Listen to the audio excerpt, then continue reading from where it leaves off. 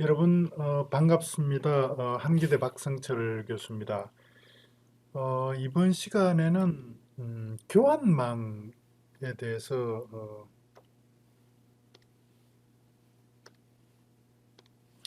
교환망에 대해서 공부를 좀 해보겠습니다. 교환망, 스위치드 네트워크인데요. 그러니까 지금 현재 우리가 사용하고 있는 네트워크들, 뭐 로컬 에리어 네트워크, 랜도 마찬가지고 와이드 에리어 네트워크도 마찬가지인데 어, 그 네트워크에서 통신 장치의 상당히 중요한 그런 이제 부분이 스위치가 되는데요. 스위치. 그러니까 이 스위치로 구성된 그런 네트워크를 교환망, 스위치드 네트워크이다 이렇게 이야기를 하거든요. 그래서 이번 시간에는 구체적인 교환망에 대해서 다루기보다는 전체적으로 교환망의 의미, 교환망이 어떻게 동작하는지, 그 다음에 교환망의 유형이 어떤 것들이 있는지 이런 사항들에 대해서 공부를 하겠습니다. 우선 간단하게 교환망의 개요에 대해서 설명을 드리고요.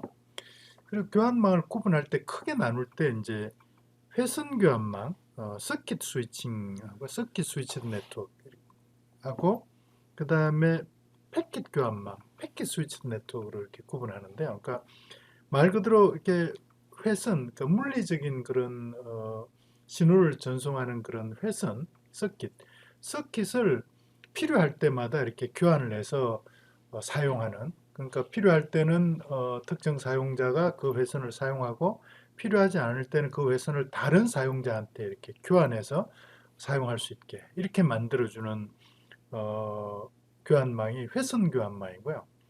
패킷 교환망은 말 그대로 이렇게 그 회선 자체는 그대로 이렇게 두고 특정 사용자별로 회선을 교환하는 이런 과정은 없고 단지 특정 사용자가 전송하는 데이터 단위 일반적으로 이제 사용자가 전송하는 데이터 단위를 어, 전체적으로 통칭할 때는 보통 이렇게 패킷이라고 많이 이야기를 하거든요. 패킷. 이 계층별로 나눌 때는 계층별로 또 데이터 전송 단위를 이름을 이렇게 다르게 이렇게 부르는데요. 예를 들면은 뭐 데이터 링크 계층 같은 계층 2 같은 경우는 이걸 프레임이라고 부르고요. 계층 3에서는 데이터그램이라고 부르고 그럼 또 계층 4에서는 세그먼트라고 이렇게 부르기도 하는데요. 이렇게 부르기도 하는데 이런 어떤 데이터 단위를 하나로 이렇게 통칭해서 이렇게 부를 때는 보통 이렇게 이제 패킷이라고 이렇게 많이 부릅니다. 패킷. 네, 패킷이라고 많이 부르는데 그래서 패킷 교환망은 뭐냐면은 물리적인 회선은 그대로 두고 사용자가 전송하는 어, 패킷을 어느 회선에서 어느 회선으로 이렇게 전달할 건지를 이렇게 교환하는 패킷을 회선 단위로 이렇게 교환하는 그런 방식을 패킷 교환망이라고 이야기를 하거든요. 패킷 교환망. 그래서 우리가 보통 이렇게 데이터 통신망에서는 전화망에서는 유무선 전화망에서는 주로 이렇게 이 회선 교환망을 사용을 하고 데이터 통신망에서는 이제 패킷 교환망, 인터넷과 같은 이런 데이터 통신망에서는 패킷 교환망을 주로 이렇게 사용을 하는데 이 패킷 교환망도 내부적으로 들여다보면은 두 가지로 이렇게 나눌 수가 있습니다. 하나는 가상 회선 교환망이라고 그래서요. 그러니까 물리적으로 이렇게 어떤 사용자별로 사용할 때 물리적으로 이렇게 회선을 이렇게 교환해서 목적지까지 물리적인 회선이 하나가 이렇게 연결되는 그런 어떤 어, 그 회선 교환망은 아니지만 가상적으로 어느 회선에서 어느 회선으로 이렇게 실제 이렇게 사용자가 전송하는 패킷이 전달될 건지 하는 그런 가상적인 경로를 만들고 그 가상적인 경로를 따라서 이렇게 패킷을 전달하는 그런 어떤 가상 회선 교환망이 있고요. 그러니까 버추얼 서킷이죠. 실제 물리적인 서킷으로 교환하는 건 아니지만 가상적으로 그 어떤 출발지에서 목적지까지 가상적으로 이렇게 어떤 경로를 만들고 그 경로를 따라서 이렇게 패킷을 전달한다는 거죠. 그런 교환망을 가상 회선 교환망이다 이렇게 이야기를 하고요. 그러지 않고 패킷을 각각 독립적으로 가장 옵티말한 그런 경로를 따라서 이렇게 전달하는, 교환하는 그런 방식을 데이터그램 교환망이라고 그러거든요. 그래서 이 패킷 교환망은 가상 회선 교환망과 데이터그램 교환망으로 이렇게 구분이 되는데, 이 회선 교환망, 가상 회선 교환망, 데이터그램 교환망까지 이번 시간에 어떻게 동작하는지를 중심으로 설명을 드리도록 그렇게 하겠습니다. 왜 교환망이 필요한가? 이런 이제 그 교환망의 필요성을 이제 설명할 때 많이 이렇게 이제 사용하는 그림인데요. 이 그림. 그 일반적으로 그러니까 초기에 이렇게 데이터 통신망은 이런 방식으로 모든 어떤 사용자별로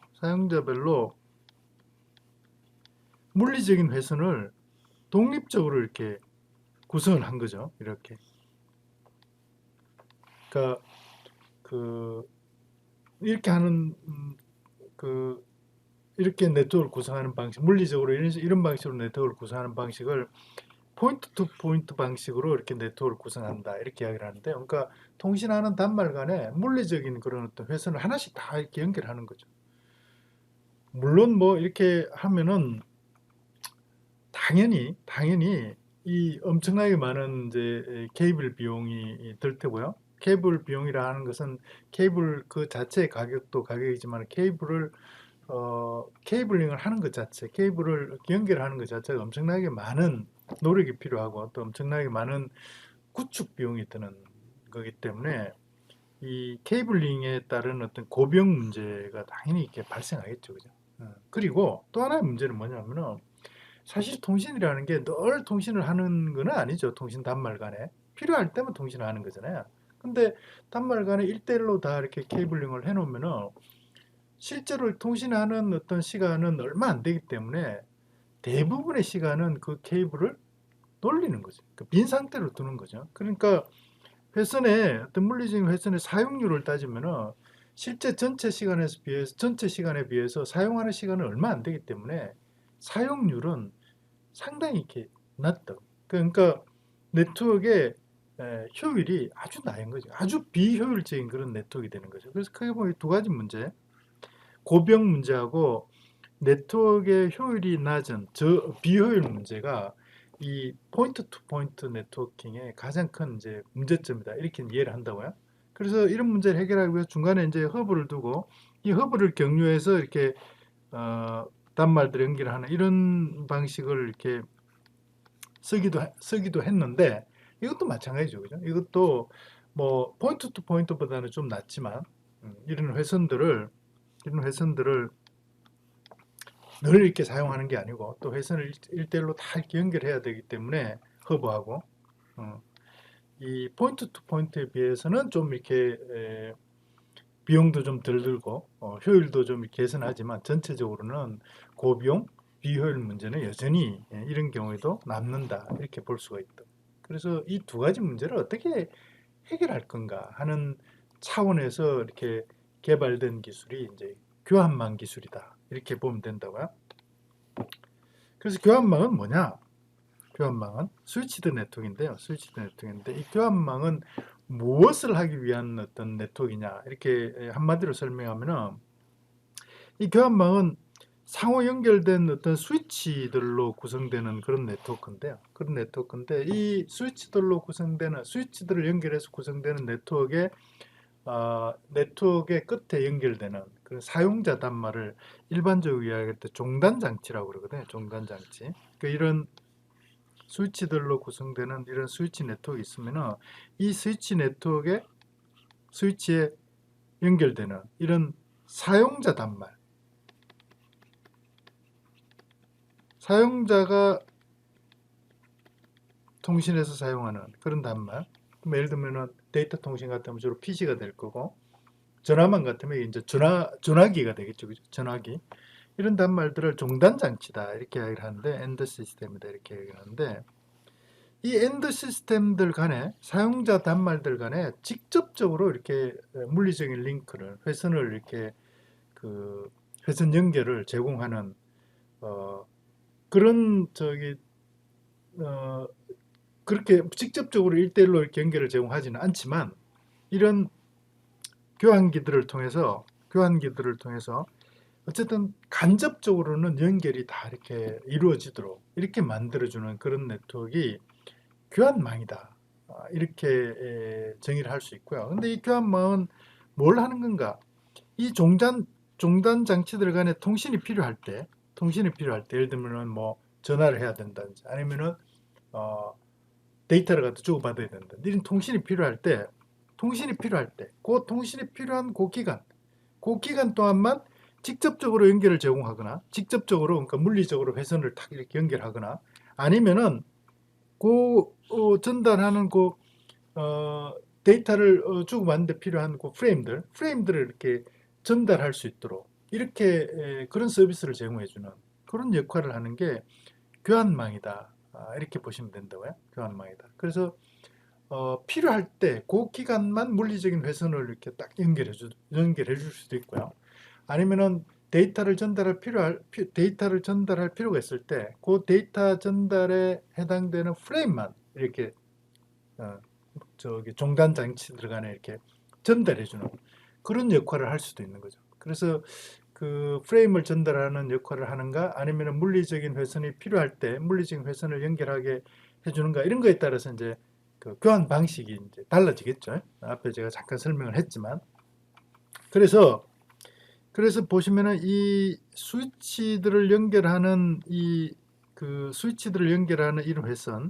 회선들이, 스위치를 연결하는 이런 회선들이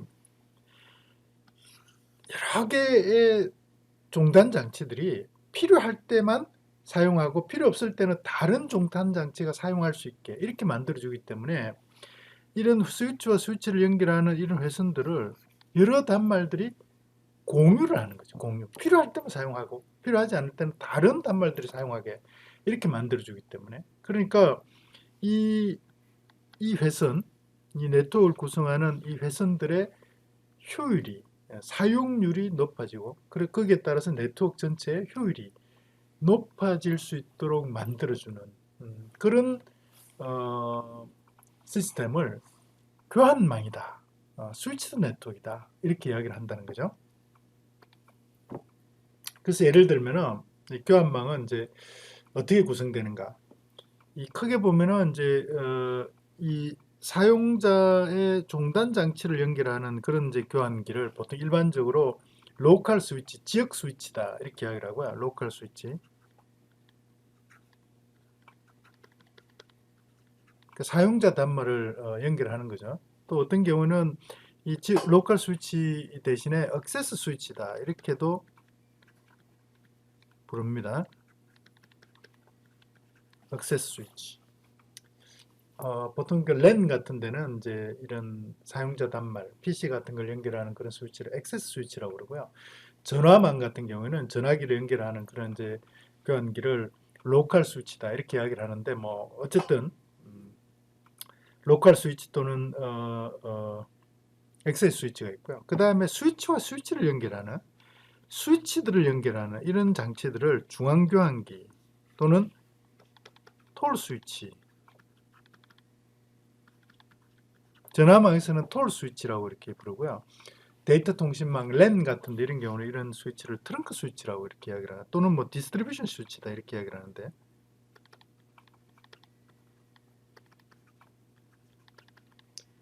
디스트리뷰션 스위치 또는 백본 스위치, 뭐 여러 가지로 이렇게 부릅니다.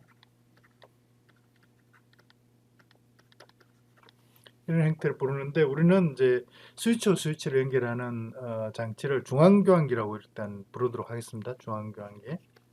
그래서 이런 여러 개의 지역 교환기, 로컬 스위치들을,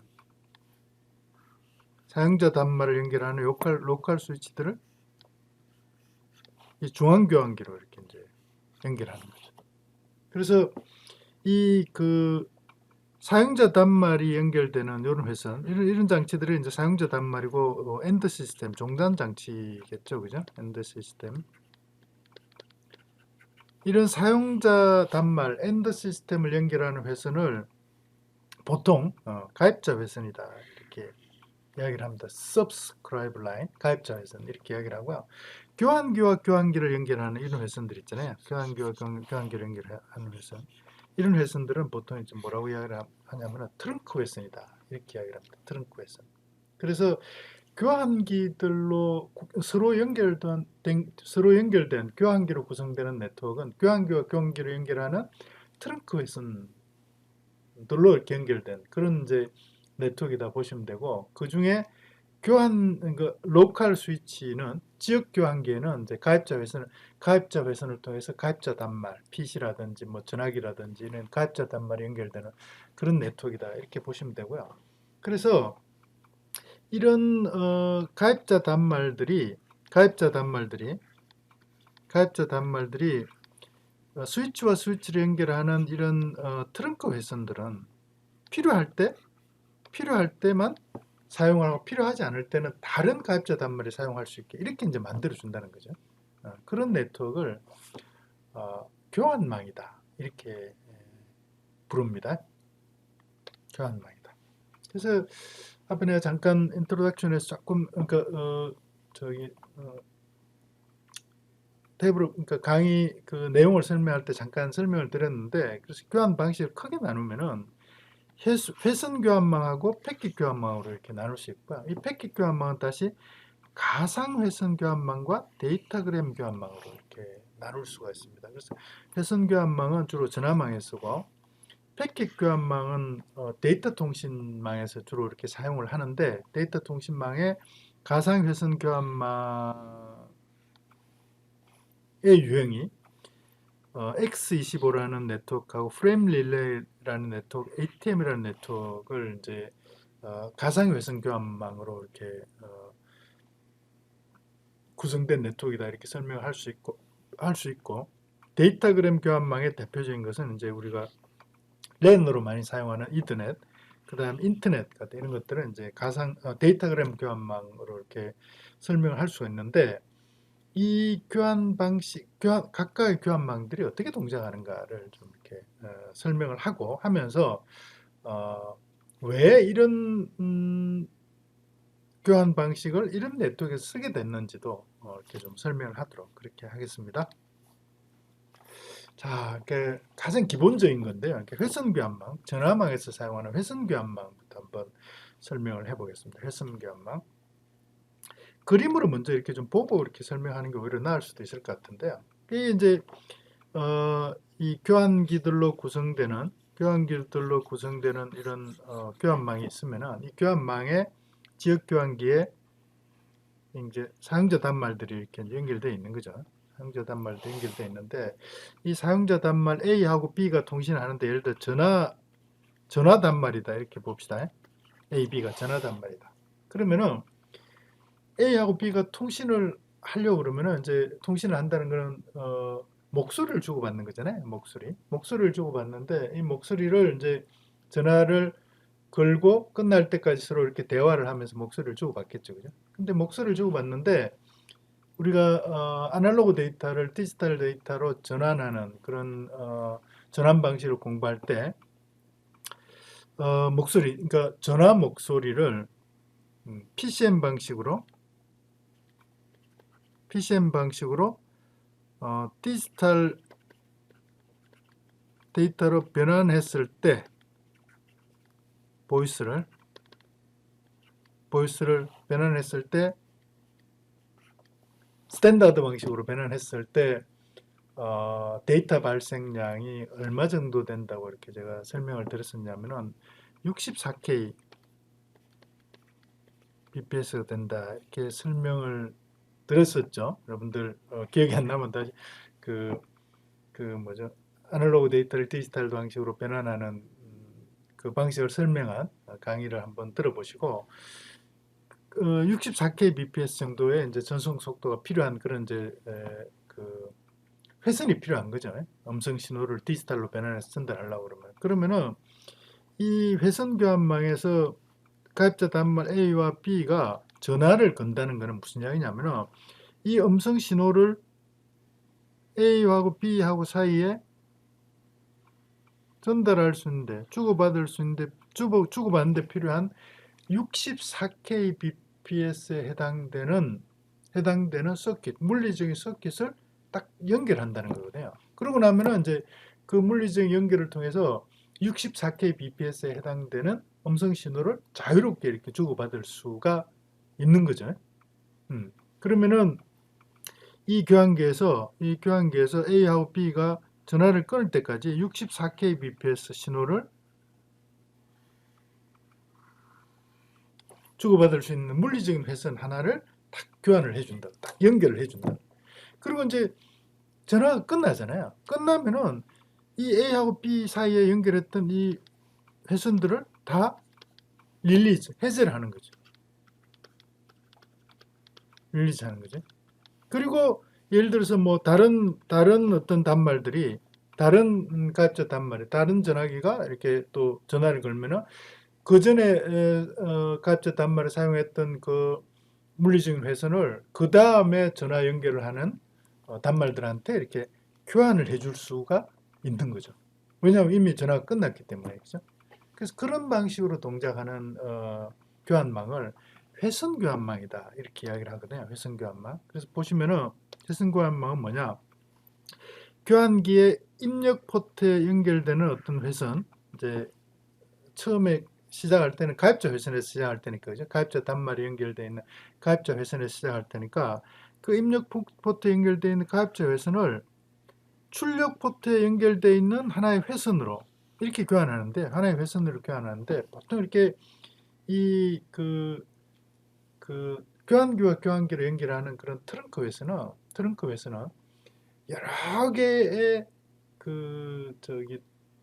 서브 채널, 여러 개의 채널로 구성되는, 그러니까 다중화된 그런 이제 그 물리적인 회선이라고 볼 수 있거든요. 근데 이제 다중화를 어떻게 시키는가 하는 방법은 보통 FDM하고 TDM 이렇게 나눌 수 있지만 일반적으로 이렇게 전화망이나 데이터 통신망에서는 그런 방식이 전부 다 TDM 방식으로 이렇게 구성이 된다. 이렇게 보시면 된다고요. 그래서 물리적인 회선을 하나 연결하는데 이런 경우에 이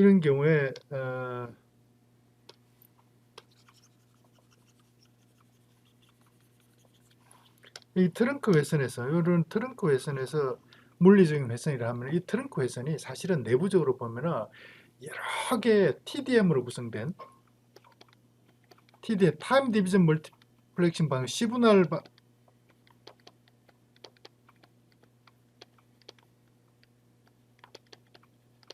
다중화 방식으로 구성된 여러 개의 채널의 묶음으로 구성되는 그런 어떤 회선으로 볼 수가 있는 거잖아요. 우리가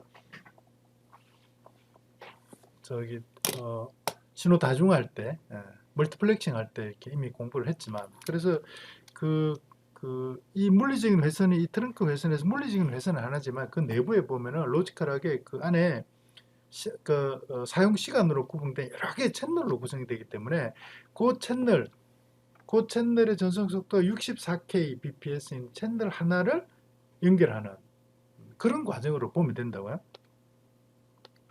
그래서 그 출력 포트에 있는 L 출력 포트에 뭐 물리적으로 이렇게 트렁크 회선이 연결되어 있으면 그 트렁크 회선의 하나의 채널을 회선이라고 보면 되는 거죠. 그죠? 이게 채널을 다중화된 회선의 하나의 채널. 그걸 하나를 갖다 이렇게 연결해주는. 그리고 다른 교환기에서도 그런 작업을 반복해서 목적지 가입자 회선하고 이렇게 연결하는 그런 과정을 회선을 교환하는 거다. 회선을 교환한다. 이렇게 보시면 되고요. 전화에서 그런 과정을 보통 뭐라고 그러냐면 우리가 이제 전화를 건다 이렇게 이야기를 하는 거죠. 전화를 건다. 걸면은 전화가 다 이렇게 전화가 다 걸린다는 거는 그러니까 송신자로부터 수신자까지의 물리적인 회선 하나가 딱 연결이 된다. 교환이 완료된다. 이렇게 이제 볼 수 있는 거죠. 그래서 이 교환의 대상이 되는 회선은 가입자 회선이거나 가입자 단말이 연결되어 있는 가입자 회선이거나 아니면은 고속 다중화 회선에서 하나의 채널, 그러니까 TDM으로 이렇게 분리되어 있는, 내부에 분리되어 있는 그런 하나의 채널이 교환 대상의 회선이 된다. 어디에서? 회선 교환망에서. 그렇게 이해를 하면 된다는 거죠. 그리고 그래서 회선의 교환 작업이 다 끝나면은, 전화가 걸리고 나면은, 그 다음에는 이 교환된 회선은 가입자 회선부터, 가입자 단말부터 그러니까 송신자 단말부터 수신자 단말까지 이렇게 교환된 이 회선은 교환이 완전히 해제될 때까지는 그 두 개, 서로 연결되어 있는 그 두 개의 가입자 끼리의 통신에만 이제 사용이 되고, 다른 단말들은 사용할 수 없도록 이렇게 전용이 보장이 되는 거죠. 전용. 공유가 되는 게 아니고요. 전용을 보장을 해주는 거죠. 두 개의 통신 단말 간에 그 연결되어 있는 교환된 그 회선은 그 두 개의 단말이 전용을 하지 다른 단말하고 이렇게 공유하지 않도록 그렇게 이제 보장을 해준다. 이렇게 보시면 되고요. 그래서 통신이 끝나면은 데이터 전송이 종료되고 나면은 그 다음에는 이제 회선을 해제해서 그 다음에 또 이렇게 전화를 거는, 그 다음에 데이터 전송을 하는 그런 단말들이 사용할 수 있도록 그 다음에 또 이렇게 그 다음 교환에 이렇게 사용이 된다. 이렇게 보시면 된다. 그래서 이 회선 교환망 같은 경우는 앞에 우리가 이런 식으로 포인트 투 포인트나 아니면은 뭐 허브를 써서 이렇게 연결하는 것에 비해서는 필요할 때만 이렇게 딱 회선을 만들어 주기 때문에 필요할 때만 회선을 만들어 주기 때문에 훨씬 더, 그러니까 그 회선을 놀리는 시간이 훨씬 더 이렇게 작아지는 거잖아요. 훨씬. 그래서 링크의 효율이 높아지고, 그래서 네트워크 전체의 링크의 사용률이 높아지고, 그래서 네트워크 전체 효율이 이렇게 높아진다. 높일 수 있다. 이렇게 볼 수 있는 거죠. 그래서 전체적으로 회선 교환망이 어떻게 동작하는가는 제가 이렇게 설명을 드려서 그걸로 이렇게 대체를 하면 될 것 같아요. 그래서 이 회선 교환망의 특징은 뭐냐면은 이 필요한 전송 속도에 따라서 송신자와 수신자 간에 이 물리적인 회선 하나를 딱 이렇게 연결해주고 통신이 끝날 때까지 그걸 독점적으로 사용할 수 있도록 이렇게 보장을 해주기 때문에 그 64kbps의 전송 속도가 항상 이렇게 딱 보장이 되는 거죠. 전송 속도. 그죠? 물리적인 회선이 딱 이렇게 연결되는 거니까요. 64K, 음성 신호를 전달하는 데 필요한 전송 속도 64K가 항상 이렇게 보장이 되기 때문에 항상 64kbps의 음성 신호는 그 회선을 따라서 이렇게 전달이 될 수 있도록 그렇게 속도가 딱 이렇게 보장이 된다. 이렇게 보시면 됩니다. 그래서 아주 중간에 가다가 뭐 이렇게 데이터가 많아져가지고 거기서 대기를 해야 된다. 이럴 필요가 전혀 없는 거죠. 왜냐하면 항상 64K 음성 신호를 전달하는 데 필요한 전송 속도 항상 보장이 되기 때문에 그죠? 그래서 그 지연 시간이 아주 그러니까 그 먼저 보낸 거하고 뒤에 보낸 이런 데이터 사이에 지연 시간 항상 이렇게 일정하게 이렇게 이제 딱 보장이 된다 이렇게 보시면 되는 거죠. 그래서 이런 회선 교환 방식은 전화처럼 우리가 이제 전화로 이렇게 대화를 한다는 거는 음성 신호를 이렇게 계속해서 서로 이렇게 음성 신호를 주고받는 거잖아요. 그래서 그리고 음성 신호는 내가 여기서 말을 하면은 상대방이 실시간으로 이렇게 내 음성을 들을 수 있어야지만 사실 대화가 자연스럽게 이루어지는 거잖아요. 그래서 이런 연속적인 그러니까 연속해서 이렇게 발생하는 음성 데이터를 실시간으로 이렇게 전송해야 되는, 실시간으로 전송할 필요가 있는 이런 응용에 적합하기 때문에 이런 회선 교환망 같은 경우는 전화망에 주로 이렇게 사용이 된다. 이렇게 보시면 된다. 전화망에. 근데 그 전화 같은 경우는 이제 그러니까 대화하는 상대방이 계속해서 이렇게 음성 신호를 서로 이렇게 주고받잖아요. 거의 대부분. 중간에 뭐 잠깐씩 이렇게 대화가 끊기는 경우도 있겠지만은 많은 경우에 이제 전화를 걸고 전화가 끝날 때까지 계속해서 이렇게 이제 음성 신호를 이렇게 주고받는 거죠. 근데 그런 데는 적합한데 우리가 어떤 PC에서 웹서버를 접속하는 것 같은 이런 이제 데이터 통신 같은 경우는 사실 우리가 웹서버를 접속해서 실제로 데이터를 그 접속한 시간에 비해서 실제로 데이터를 주고받는 이런 시간은 얼마 안 된다고요.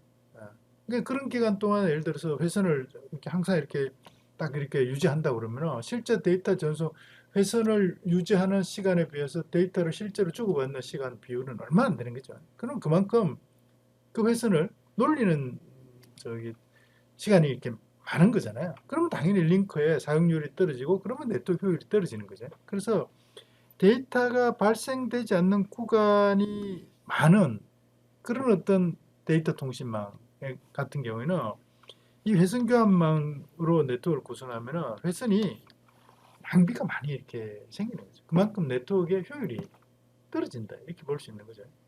이렇게. 그래서 이 회선 교환망을 데이터 통신망에서 사용하는 것은 상당히 이렇게 낭비가 될 수 있다 이렇게 볼 수 있는 거죠. 패킷 교환망은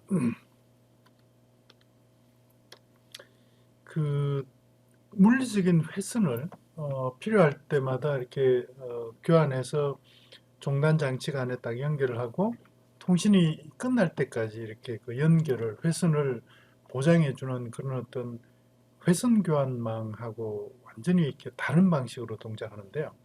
일단 패킷 교환기는 데이터 전송 단위인 패킷을 입력 포트로부터 입력 회선으로부터 특정한 출력 회선으로 이렇게 교환해 주는 그런 방식으로 이렇게 동작하는 어, 교환망이다. 이렇게 보시면 되겠습니다. 그 그림으로 보면은 예를 들어서 A와 D가 B와 C로 이렇게 패킷을 교환한다 이렇게 보자고요. 그러면은 A가 보내는 패킷이 들어오면은 이 패킷을 어, B로 가는 경로로 연결되어 있는 이 링크로 이렇게 패킷을 이렇게 교환해 주는 거죠. 그러면 그 패킷은 이 링크에 최대 전송 속도로 이렇게 패킷이 이렇게 전달될 수 있다고요. 패킷이. 마찬가지로 D가 B로 전송하는 이 패킷도 동일한 경로로 이렇게 전달이 된다. 이렇게 보면은 A가 보낸 패킷이 교환이 되고 나면은 그 다음에 B가 보낸 패킷이 동일한 링크로 이렇게 교환이 되게 이렇게 만드는 거죠. 그러니까 A하고 B 사이에 일정한 전송 속도의 어떤 물리적인 그런 회선이 만들어지고 그 회선이 A와 B가 통신이 끝날 때까지 이렇게 보장되는 게 아니고 그 A가 보내는 프레임만 A가 보내는 패킷만 그 경로를 따라서 이렇게 링크로 교환이 되도록 이렇게 보장을 한다. 이렇게 생각을 하면 되는데요. 이 장점은 뭐냐면은 그 예를 들어서 A와 B 사이에 어떤 회선을 교환해서 회선을 연결한 다음에 통신이 끝날 때까지는 그 회선을 다른 이제 사용자들은 쓸 수가 없는 거잖아요. 그러면은 예를 들어 통신이 잠시 이렇게 중단된다든지 이럴 때는 사실은 그 물리적으로 교환된 그런 서킷 회선이 놀게 되는 거죠, 그죠? 그러니까 그만큼 그 회선의 어, 회선이 낭비가 될 수 있고 그래서 그만큼 이제 네트워크 효율이 이렇게 낮아지는 그런 문제가 되는데 패킷 교환 같은 경우는 그 패킷을 전달할 때까지만 그 링크를 갖다 이렇게 전달한 동안만 링크를 갖다 사용하고 그 패킷을 다 전송하고 나면은 다른 어떤 사용자가 보낸 패킷이 그 링크를 그대로 이렇게 사용할 수 있기 때문에 링크를 점유하는 시간이 그만큼 이렇게 줄어들고 따라서 어떤 A와 B 사이에 그 링크 그 점유에 따른 그 링크 점유에 따른 어떤 사용 시간이 그만큼 줄기 때문에 사용 끝나고 나면은 다른 사용자가 패킷을 전달하는데 사용을 할 수 있잖아요. 그래서 어, 점유하면서 통신이 없는 시간 동안 그 그 서킷이 회선이 어, 낭비되는 데 따른 네트워크 효율 저하를 패킷 교환 같은 경우는 패킷 교환망 같은 경우는 이제 그런 낭비에 따른 효율 저하가 훨씬 이렇게 줄어들 수가 있는 거죠. 그래서 패킷 교환망은 그 입력 포트에 연결된 물리 회선을 통해서 들어오는 패킷을 출력 포트에 연결되어 있는 물리 회선으로 이렇게 교환하는 방식으로 동작하는 네트워크이다. 이렇게 보시면 되고요. 그래서 전체적으로는 어떤 회선을 점유하면서 사용하지 않는 그런 구간이 훨씬 줄어들기 때문에 사용하지 않는 패킷을 전송하는 구간, 패킷을 전송하는 그 시간 동안만 점유를 하고 그렇지 않은 시간에는 이제 다른 사용자가 그 링크를 이렇게 공유할 수 있게 이렇게 만들어주기 때문에 그 사용률 저하에 따른 네트워크 효율 저하를 이렇게 그 효율 저하를 이제 회피할 수 있기 때문에 전체적인 회선의 효율을 제고할 수 있는, 높일 수 있는 그런 방식이다. 이렇게 이제 볼 수 있는 거죠. 근데 문제는 말이죠. 그러면은 예를 들어 여기 지금 우리는 가입자 회선을 두 개만 이제 사실 생각했는데 가입자 회선이 이렇게 많이 있다 이렇게 보자고요. 여러 개가 있다. 여러 개가 있고 이 가입자 회선을 통해서 다 패킷을 이렇게 전달할 텐데 그 패킷이 어떤 특정한 링크로 이렇게 다 이렇게 교환이 이루어진다. 이런 경우를 한번 가정해 보자고요. 가정해 보면은 이 포트 1 링크로 입력되는 패킷 데이터의 양이 이 링크에 전송할 수 있는 용량, 전송 속도보다 예를 들어서 그 입력되는 데이터 양이 더 많을 수도 있잖아요. 패킷의 수가 그 처리할 수 있는 용량보다 이렇게 출력 링크의 처리 용량보다 더 많은 경우가 생길 수도 있는 거죠. 그러면은 처리를 못한 그런 이제 패킷들은 어딘가에 그죠? 어딘가에 메모리에 이렇게 그 저장을 해놓고 앞에 먼저 처리한 패킷들이 처리가 종료되고 나면 그 다음 패킷들을 처리하는 이런 방식으로 이제 처리를 하게 되겠죠. 그래서 그 두 개 이상의 입력 포트로부터 들어오는 패킷들이 하나의 출력 포트로 동시에 이렇게 교환이 이루어지면은 전송 중인 패킷을 제외한 나머지 패킷들은 출력 포트에 어떤 메모리에 이렇게 저장을 할 수밖에 없다고. 근데 그런 메모리의 자료 구조를 보통 이렇게 Q 자료 구조를 쓴다고요. First in, first out. First in, first out의 Q 자료 구조를 쓰게 되는데, 그래서 패킷 교환기에서 어떤 Q 자료 구조에 그 저장돼서 그 Q 자료 구조에 그 Q 자료 구조에서 전송이 될 때까지 기다리는 그런 어떤 지연 시간을 큐잉 지연 시간이다 이렇게 이야기를 하거든요. 큐잉 지연 시간. 그래서 패킷 교환기 같은 경우는 트래픽이 많이 몰리는 그런 상황에서 당연히 그 큐잉 지연 시간이 이렇게 발생할 수 있다. 근데 패킷이 지나치게 많이 몰려가지고 그 큐잉 그 버퍼 메모리, 큐 버퍼 메모리에 다 차고도 이렇게 그 큐 자료 구조가 큐 메모리가 모자라면은 사실 더 이상 이렇게 저장할 공간도 없어질 수 있잖아요. 네, 그런 경우에는 이제 그 큐 자료 구조에 오버플로우가 발생해 가지고 패킷이 없어질 수도 있는 거죠. 왜냐하면 처리도 못하고 그 다음에 큐 자료 구조에 그 저장돼서 대기도 해야 되는데 메모리가 용량이 다 차가지고 저장할 공간도 없으면은 이제 입력되는 패킷이 손실이 발생할 수도 있는 거죠, 그죠?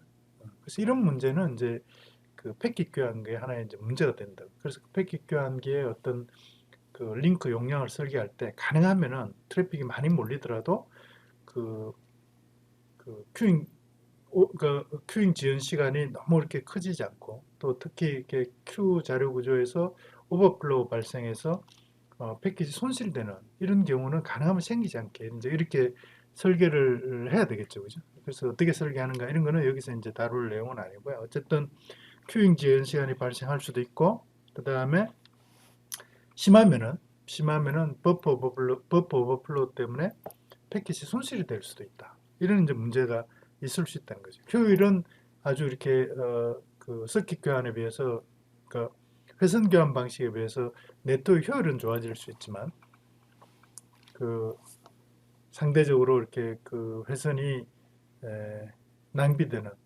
회선이 그 회선을 사용하지 않는 그런 시간이 저기 작아지기 때문에 효율은 좋아지지만 큐잉 지연 시간이 발생할 수 있고 심하면은 오버플로 때문에 패킷이 손실될 수도 있는 그런 문제가 생길 수 있다. 이렇게 이제 이야기를 할 수 있는 거죠. 그래서 패킷 교환망의 특징을 보면은 회선 교환 방식에 비해서는 전송 회선에 대한 사용 효율이 당연히 이제 높아진다고요. 왜냐하면 그 사용자 간의 일정한 그 시간 동안 통신이 끝날 때까지 이렇게 독점적으로 회선 교환 같은 경우는 사용을 보장하고 다른 사용자가 그 회선을 사용하지 않을 때도 그 다른 사용자가 그 회선을 쓸 수 없게 이렇게 만들기 때문에 당연히 회선이 이렇게 노는 회선이 낭비되는 그런 이제 시간이 많아지고 따라서 이제 효율이 당연히 낮아지기 때문에 패킷 교환 방식은 회선 교환 방식에 비해서 높은 효율을 달성할 수 있는 그런 장점이 있지만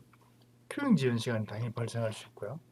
그 다음에 지연 시간이 네트워크 트래픽의 상황에 따라서 많이 몰리면 큐잉 지연 시간이 커지지 않겠어요, 그죠? 그래서 지연 시간이 일정한 지연 시간이 이렇게 유지가 안 될 수 있다. 그래서 어떤 경우는 지연 시간이 커질 수도 있고, 어떤 경우는 지연 시간이 작아질 수도 있고. 그래서 그리고 심하면은 패키지 손실될 수도 있다. 이렇게 이제 그 설명을 할 수가 있는 거죠. 그래서 이 패킷 교환망 같은 경우는 주로 어디에 쓰냐면은 어떤 데이터 통신망, 그 데이터가 연속적으로 이렇게 쭉 이렇게 일정한 양의 데이터가 연속적으로 발생하는 그런 경우보다는 데이터가 한꺼번에 많이 발생했다가 또 일정한 시간 동안 데이터가 발생하지 않는 구간이 이렇게 에, 존재하고 그 다음 또 데이터가 발생하고 이런 식으로 이렇게 데이터가 불연속적으로 발생하는 그런 응용에 이렇게 적합하다 이렇게 보시면 되고요.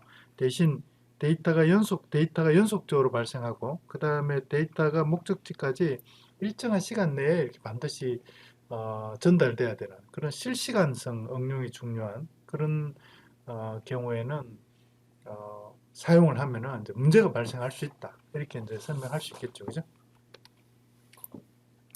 자, 그래서 패킷 교환망은 두 가지 방식으로 이렇게 설계를 할 수 있는데 하나는 가상 회선 방식이고 하나는 데이터그램 방식이라고 제가 처음에 설명을 드렸었는데 데이터그램 방식으로 이렇게 설명을 드렸었는데 가상 회선 방식부터 잠깐 보면은 가상 회선 방식은 어떤 종단 단말 간에 실질적으로 물리적인 회선을 갖다 이렇게 교환해서 통신이 끝날 때까지 그 회선을 그러니까 A와 C가 독점적으로 사용하도록 이렇게 회선 교환 방식으로 이루어지는 것은 아닌데 대신 경로만 이렇게 있잖아요. 경로만 이 프레임이 이런 경로를 따라서 전달되도록 이 경로를 설정해주는 그런 방식이고 그 다음에 A와 B가 교환하는 모든 패킷들이 이 정해진 경로를 따라서 이렇게 전달되는 그런 방식이다. 이렇게 이해를 하시면 됩니다. 그래서 이런 회선, 그러니까 가입자 단말 간에 설정되는 그런 경로를 물리적인 그런 회선과 구분하기 위해서 가상 회선이다. 이렇게 이야기를 하는데 버추얼 서킷이다. 이렇게 이해를 하면 돼요. 버추얼 서킷이다.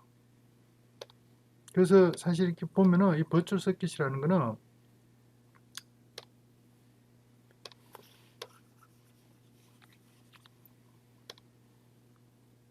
이 물리적인 회선이 이렇게 하나 있으면요. 이렇게 물리적인 회선이 이렇게 여기에 물리적인 회선이 이렇게 하나 있으면은 사실 이 물리적인 회선에 가상적으로 여러 개의 회선이 있다. 이렇게 이제 어, 가정을 한다는 거죠. 여기도 마찬가지고 여기도 물리적인 회선은 하나지만 가상적으로 사실 내부에 가상적으로 여러 개의 회선이 있다. 가상적으로. 그러니까 물리적인 어떤 뭐 이렇게 전송 속도를 보장하는 그런 어떤 물리적인 회선은 아니지만 가상적으로 회선이 여러 개가 있다 이렇게 보고요. 그래서 A와 B가 통신을 하기 전에 그 링크에 있는 가상 회선들을 이렇게 쭉 연결해서 출발지부터 목적지까지 하나의 가상적인 그런 회선이 만들어지고 그 가상적인 회선을 따라서 패킷이 교환되도록 그렇게 동작하는 교환망이다 이렇게 이해를 하시면 된다는 거죠. 아시겠죠, 그죠? 물리적인 그런 어떤 회선은 아닙니다. 그 가상적인 회선은 여기에 이 가상적인 회선 하나, 이 물리적인 링크에 여기에 가상적인 회선 하나를 내가 이렇게 사용한다 그러면 그 가상 회선의 전송 속도를 일정한 전송 속도로 보장하고 이런 건 전혀 아니고요. 그거는 이제 가상 회선이 예를 들어 한 개밖에 없다 이러면은 물리적인 회선의 전송 속도를 내 혼자서 다 쓸 수도 있는 거죠. 예를 들어 가상 회선이 100개다 이러면은 그 이제 100개가 물리적인 회선 전송 속도를 같이 이제 공유하는 거고 이런 개념으로 보시면 된다. 근데 서킷 그러니까 회선 교환 방식은 다르죠, 그죠? 예를 들어서 100개의 어, 그 100개의 회선이 있더라도 각각 회선에 대해서 보장되는 전송 속도는 예를 들면 64kbps로 딱 일정하고요. 그 중에 내가 이렇게 실제로 물리적인 회선이 한 개만 연결돼 있다 손 치더라도 내가 사용할 수 있는 거는 다른 링크는 다 이렇게 비어 있더라도 다른 회선들은 다 비어 있더라도 내가 사용할 수 있는 거는 64kbps 나한테 할당된 그 회선의 전송 용량만 사용할 수 있는 거죠. 회선 교환 방식은. 근데 가상 회선 교환 방식은 물리적으로 이렇게 회선을 이렇게 교환하는 것은 아니기 때문에 예를 들어서 내 가상 회선이 한 개만 이렇게 설정이 됐으면 실질적 물리적으로는 이제 그 링크의 전송 속도를 내가 이렇게 다 쓸 수 있다. 이런 면에서는 가상 회선 교환 방식하고 저기 음, 회선 교환 방식하고는 이제 완전히 다른 거죠. 그래서 가상 회선 교환 방식으로 하면은 실질적으로 이렇게 회선을 놀리는 그래서 회선의 회선 용량의 낭비가 이렇게 발생하는 그런 문제를 가상 회선 교환 방식에는 상당 부분 이제 해결할 수 있는 거죠.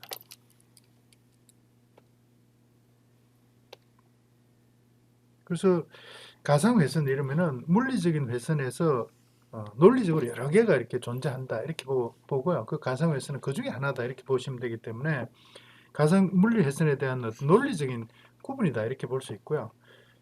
그래서 가상 회선을 교환한다는 것은 입력 포트에서 연결된 물리 회선의 어떤 특정한 하나의 가상 회선을 출력 포트의 물리 회선에서 존재하는 그런 어떤 가상 회선하고 이렇게 연결하는 그런 개념이라고 이렇게 이해를 하시면 된다. 그래서 가상 회선이 연결이 다 끝나면은 종단 장치 간에 가상적으로 어떤 회선 하나가 이렇게 딱 연결이 되는 거죠. 그래서 그 회선을 따라서 패킷을 교환하기 때문에 정해진 경로를 따라서 이렇게 패킷이 교환이 된다. 이렇게 보시면 된다고요. 물리적으로 그 경로에 뭐 이렇게 일정한 그런 용량의 물리적인 그런 어떤 서킷, 채널이 이렇게 할당되는 건 아니지만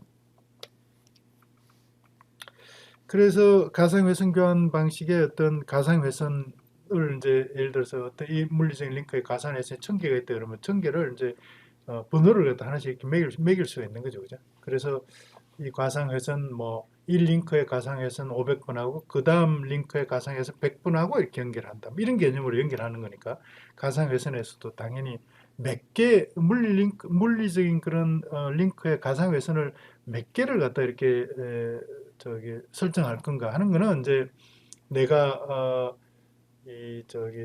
이 패킷 교환, 가상회선 교환망을 통해서 사용자를 갖다 얼마가 통신을 동시에 할 수 있도록 이렇게 허용할 건가 뭐 이런 거에 따라서 이제 가상회선의 개수 같은 거는 이렇게 달라지겠지만 예를 들어서 나는 지금 우리 네트워크를 사용하는 사용자들은 어, 저기 데이터를 갖다 상당히 많이 서로 이렇게 짧은 시간에 많은 양의 데이터를 갖다 주고받는 그런 사용자들이 우리 네트워크를 쓴다. 이러면은 가상회선의 그 링크에 할당될 수 있는 가상회선의 수가 줄어들어야 되겠지, 그죠?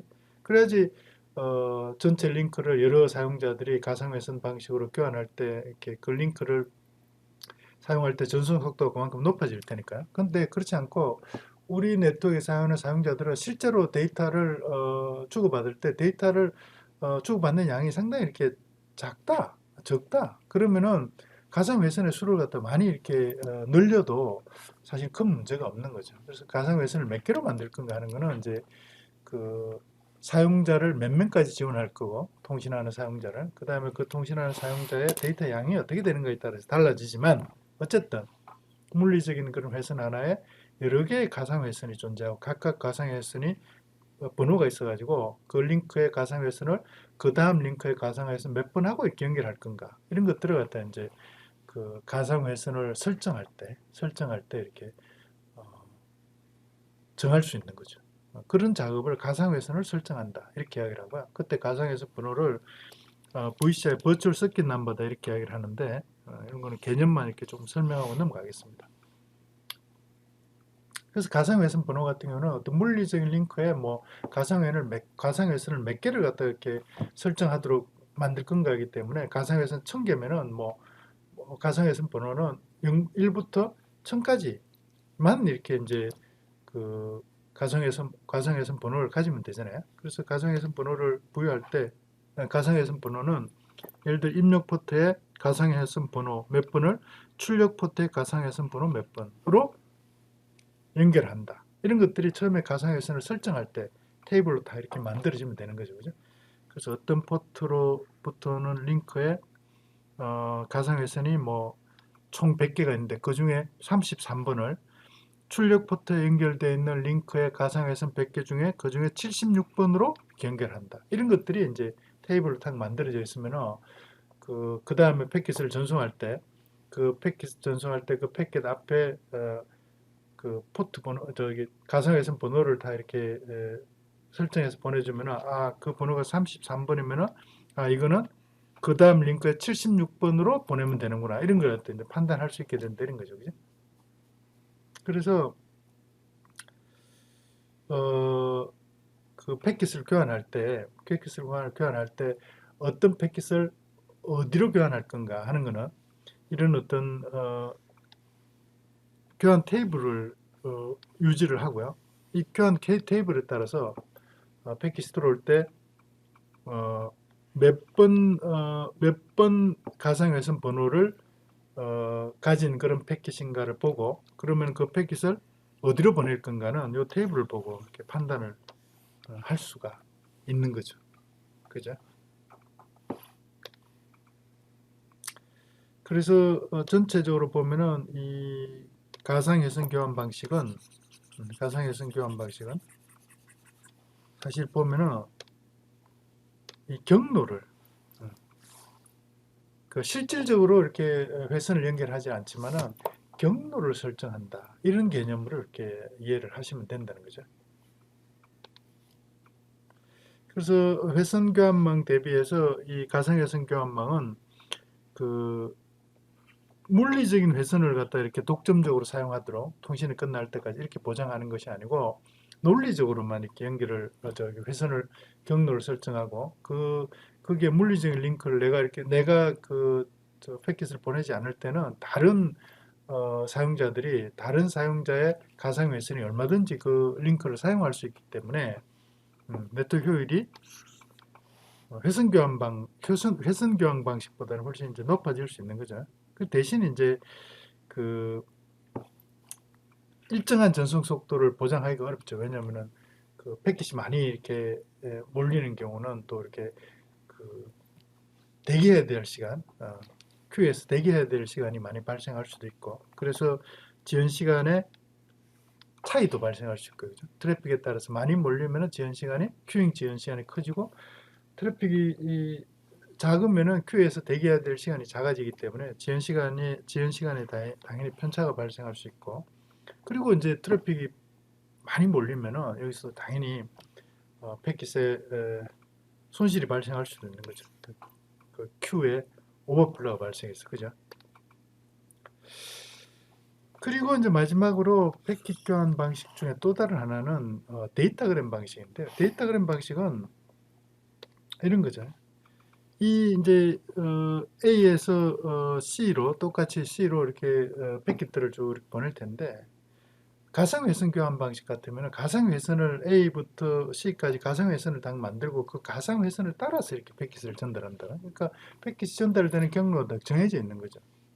근데 그 대신 이제 가상회선을 설정하는 그런 이제 과정이 처음 데이터를 전송하기 전에 가상회선을 만드는 그런 과정이 반드시 필요하겠죠. 그죠?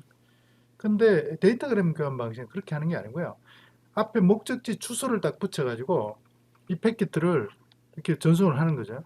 순서대로 이렇게 전송하는데 예를 들면은 처음에 패킷 1, 2번은 이 경로를 따라서 이렇게 전송을 했는데요. 이 경로를 따라서 이렇게 전송을 했는데 두 개의 패킷을 보내고 나서 이 경로가 예를 들어서 어, 끊어졌어요.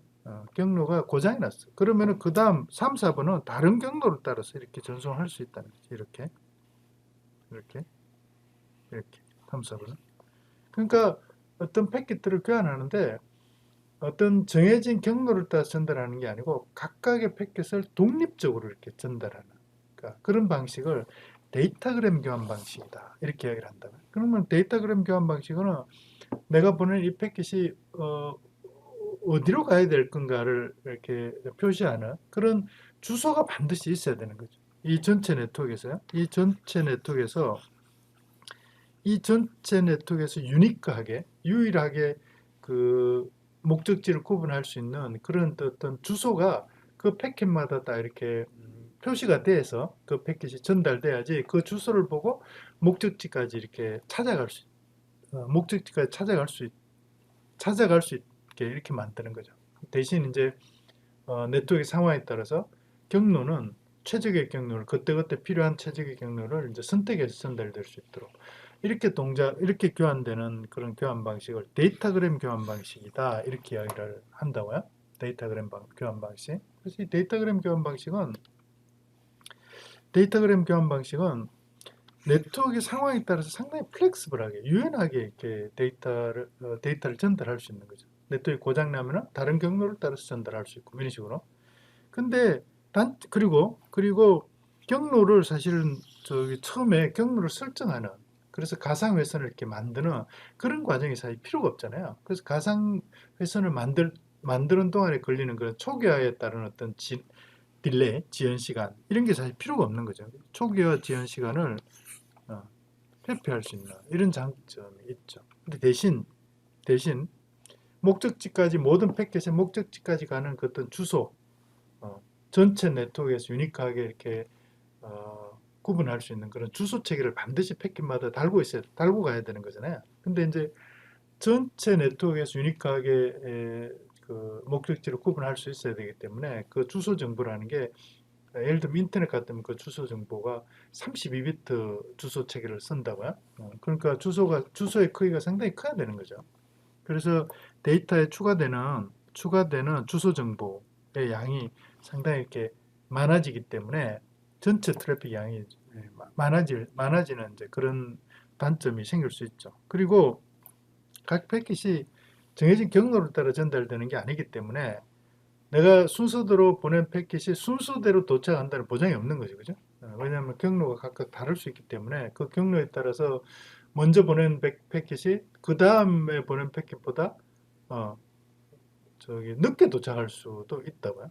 그래서 순서 같은 것들이 이제 변경돼서 도착할 수도 있기 때문에 목적지에서 그 순서를 갖다 이렇게 맞추는 그런 이제 작업이 필요할 수도 있고요. 그 다음에 경로가 다르기 때문에 당연히 지연 시간이 어느 경로를 거쳐서 가는가에 따라 지연 시간이 더 많이 달라질 수 있잖아요. 그래서 지연 시간의 편차가 커질 수 있는 이제 그런 이제 단점도 있는 거죠. 음. 근데 이제 이 데이터그램이 플렉스블하게 전달될 수 있는 그런 장점 때문에 데이터그램 교환 방식을 사실 실제로는 이 우리 저기 인터넷이나 뭐 랜 같은 데서 이렇게 많이 사용이 되고 있습니다. 지금 현재 그 인터넷도 이 데이터그램 방식으로 이렇게 교환이 되고 있다. 이렇게 이해를 하시면 돼요. 무슨 말인지 아시겠죠? 그래서 제가 간단하게 교환망이 왜 필요한가 하고요. 그 다음에 교환망의 종류를 회선 교환망하고 패킷 교환망으로 나눠서 설명하고 그 다음 패킷 교환망을 또 다시 가상 회선 교환망, 패킷을 교환하는 경로를 미리 설정하고 그 경로에 따라서 이렇게 경로를 따라가면서 패킷을 교환하는 가상 회선 교환 방식하고 데이터그램 교환 방식으로 이렇게 나눠서 설명을 드렸는데,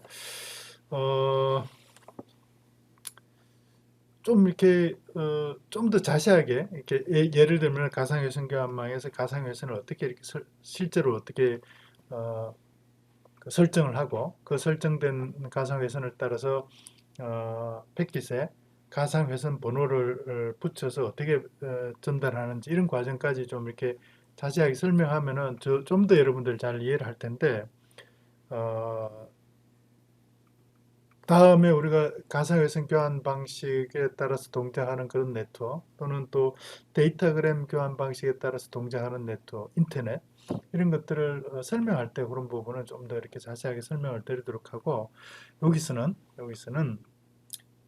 이 정도로 이렇게 설명을 하도록 그렇게 하겠습니다. 여러분 수고 많았습니다.